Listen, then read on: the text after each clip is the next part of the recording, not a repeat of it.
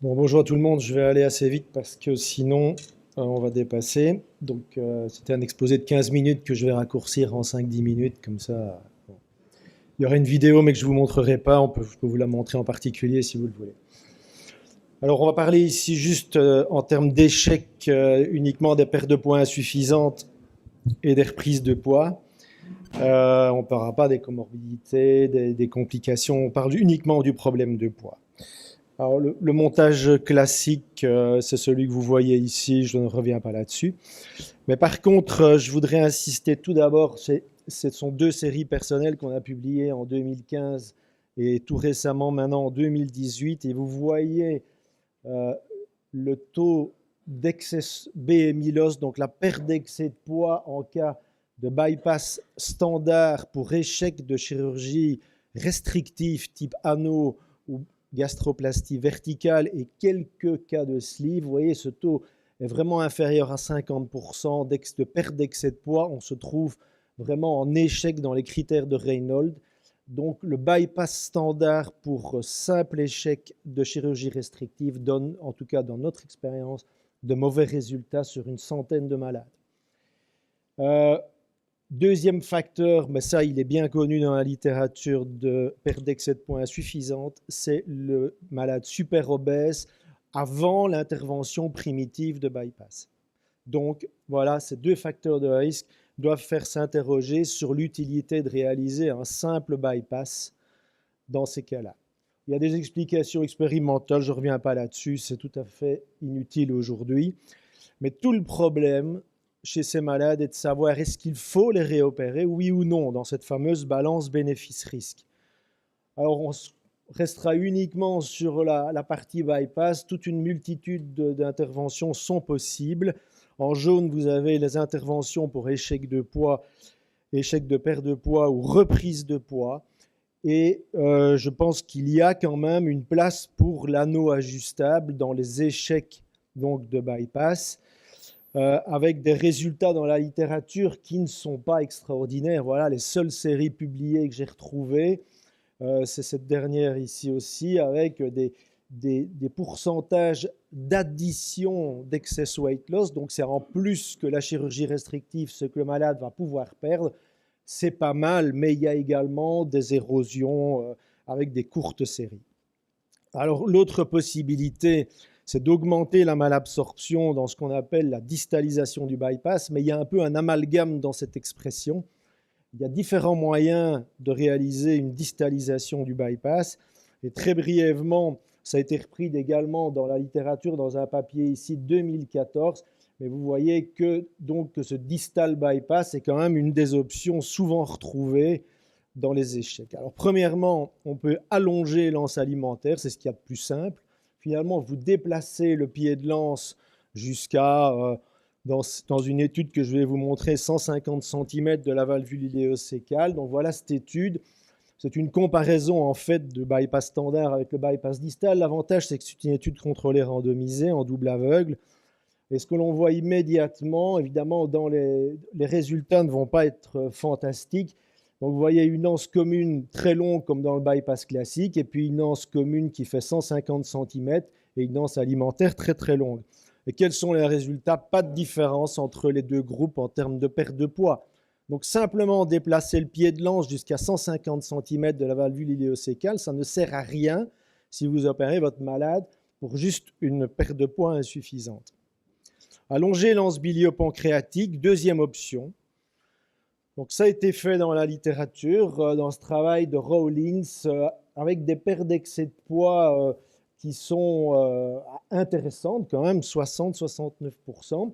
Mais immédiatement, j'attire votre attention sur le fait qu'on garde une anse alimentaire tout à fait classique, mais un canal commun, donc de réabsorption des graisses, protéines, etc., de seulement 200 cm, avec une très très longue anse biliopancréatique. Et le problème, c'est 21% de protein malnutrition, donc nécessitant une alimentation parentérale. Ça, c'est absolument prohibitif, et 80% de diarrhée, mais ça, on pouvait s'y attendre. Donc, ce n'est pas la solution non plus. Alors, quelles sont les causes d'échec de ces distalisations en jouant sur l'anse alimentaire et l'anse biliopancréatique?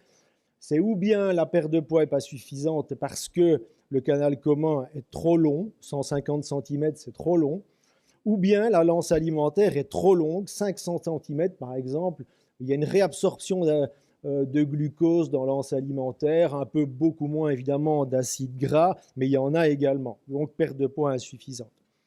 Et le problème le plus important, c'est évidemment la protein malnutrition.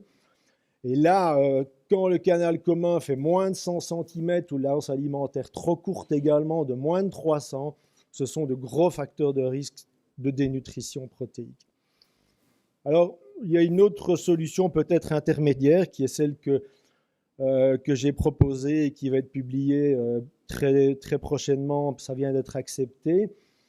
Donc, voilà la solution qui fait référence à cet article de Calfarenzos publié dans Obesity Surgery en 2011.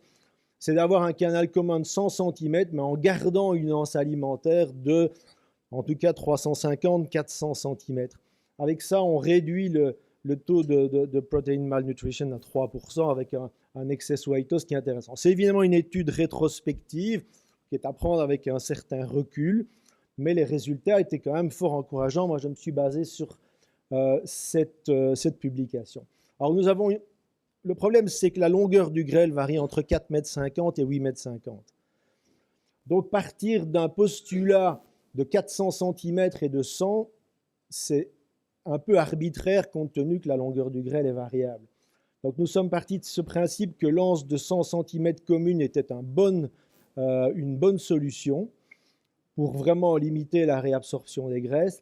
Et puis, on ventile 1/3, 2/3 sur l'anse biliopancréatique et l'anse alimentaire. Au début, on exigeait 300 cm d'anse alimentaire. On s'est rendu compte que ce n'était pas suffisant. Et maintenant, on exige certainement 350 cm. Alors, vous allez me dire, oui, mais dans des grêles qui font 4,50 m, cette intervention est contre-indiquée. Donc, il faut quand même une longueur de grêle suffisante. Et les indications, ce sont les échecs, évidemment, des interventions restrictives, surtout quand le BMI dans la vie du malade obèse a été une fois supérieur à 50. Et ce sont évidemment les échecs après bypass. Il faut évidemment une condition sine qua non. C'est le problème, c'est qu'il n'y ait pas déjà des déficiences vitaminées avant le bypass, avec le bypass classique. Et il faut une excellente compliance. Et c'est là tout le problème. On a vu, en tout cas dans notre série, qu'on arrivait à 20% de follow-up si on laisse les patients revenir spontanément. Donc, c'est un harcèlement permanent des patients pour avoir des nouvelles d'eux et savoir vraiment comment ils vont dans le follow-up. Alors, la distalisation à partir d'un bypass standard est une opération techniquement difficile. Techniquement difficile parce qu'il faut être extrêmement concentré du début jusqu'à la fin. Ça prend 2h30 à 3h. Il faut donc tout d'abord mesurer la longueur totale du grêle. Il faut ensuite déconnecter le pied de l'anse alimentaire. Il faut refaire tous les calculs de ventilation à 1 mètre d'anse commune, 2/3, 1/3 sur l'anse alimentaire, l'anse biliopancréatique. Puis ensuite allonger l'anse biliopancréatique en sectionnant à la bonne longueur. Tout est mesuré au centimètre près. Et puis il faut seulement à ce moment-là réanastomoser cette partie-là à l'anse alimentaire et puis déplacer le pied de l'anse à 100 cm. Donc vous voyez, c'est une intervention complexe, donc je vais vous montrer très très rapidement les résultats. Donc on n'a pas beaucoup de malades évidemment, c'est surtout le groupe 3 ici qui est intéressant, qui est le groupe distalisation du bypass. Donc vous voyez que le BMI moyen maximal que le patient ait eu est quand même supérieur à 5 ans, donc ça c'est quand même une condition sine qua non. Et donc, je vous passe il n'y a eu pas eu de complications anastomotiques sur le grêle. On a eu une hémorragie sur une des anastomoses par utilisation peut-être excessive des héparines à bas poids moléculaire et une infection de plaie.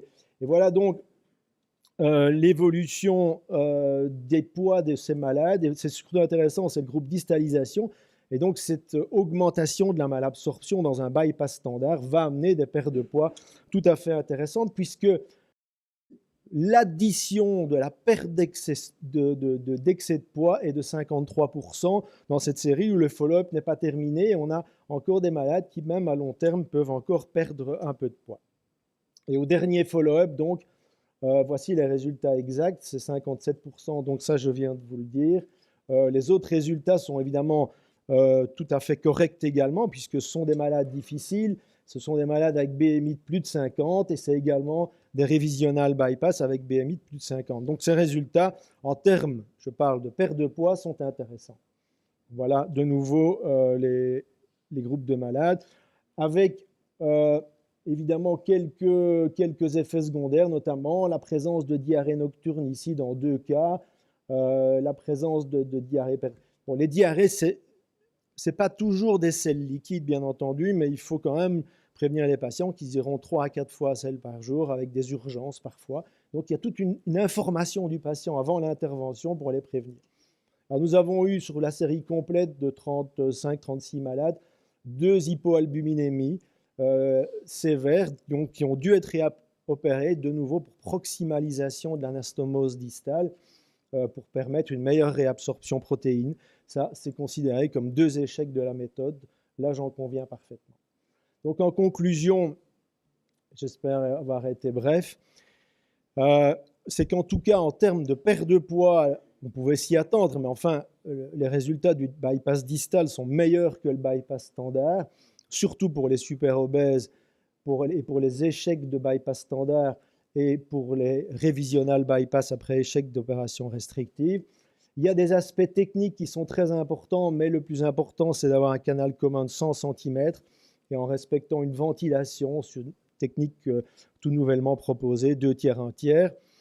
Il faut bien sélectionner ces malades en les informant parfaitement. Il faut tenir compte des effets secondaires et notamment de ce risque d'hypoalbuminémie qui est pour nous une obsession permanente dans le suivi de ces malades. Et il faut bien les prévenir également des selles qui vont être plus fréquentes. Et donc, peut-être le plus important, c'est d'être sûr, mais on ne l'est jamais évidemment, que ces malades sont compliants. Voilà, je vous remercie.